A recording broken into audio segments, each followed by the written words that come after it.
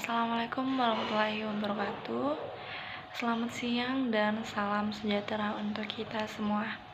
Puji syukur atas kehadirat Allah Subhanahu wa Ta'ala, karena dalam rahmat-Nya kita tetap dalam keadaan sehat walafiat. Nah, perkenalkan, saya Nuralisa Ramadhani dengan NPM 2023-103-17.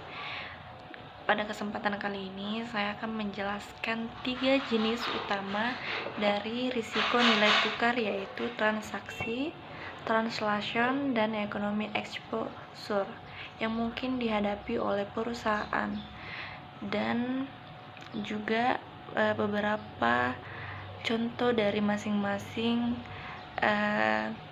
jenis risiko nilai tukar tersebut. Baik, langsung saja.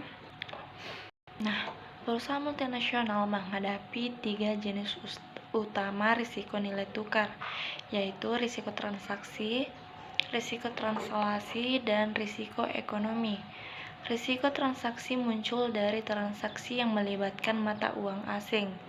Risiko translasi terkait dengan penyusunan laporan keuangan perusahaan asing, dan risiko ekonomi berkaitan dengan dampak jangka panjang perubahan nilai tukar terhadap pendapatan dan biaya operasional. Nah, risiko transaksi ini risiko yang timbul dari transaksi yang didenominasi dalam mata uang asing seperti impor, ekspor, dan utang. Contohnya, ada sebuah perusahaan Indonesia yang melakukan impor mesin dari Jerman yang harganya dihitung dalam euro. Jika rupiah, yaitu IDR, melemah terhadap euro, maka perusahaan akan membayar lebih banyak untuk mesin terhadap dalam rupiah, meskipun harga dalam euro tetap sama. Yang kedua, ada risiko translasi. Risiko yang timbul saat perusahaan yang menyusun laporan keuangan konsolidasinya yang mencakup aset, kewajiban, dan ekuitas anak perusahaan di luar negeri yang dilaporkan dalam mata uang asing. Contohnya, sebuah perusahaan Indonesia memiliki anak perusahaan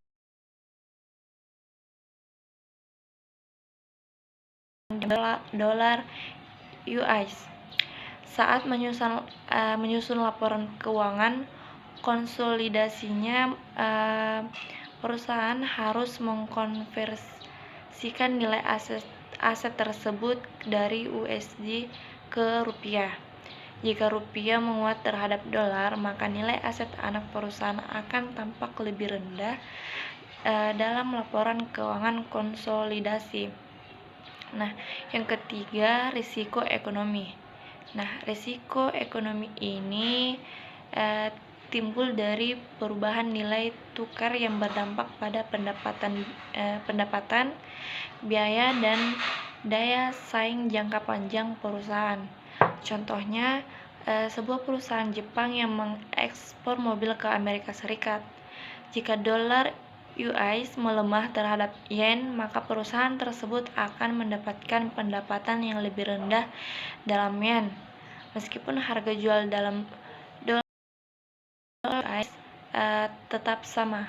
Hal ini dapat mempengaruhi daya saing perusahaan di pasar Amerika Serikat. Nah, mungkin itu saja penjelasan dari saya tentang jenis-jenis risiko nilai tukar yang ada di dalam perusahaan Indonesia.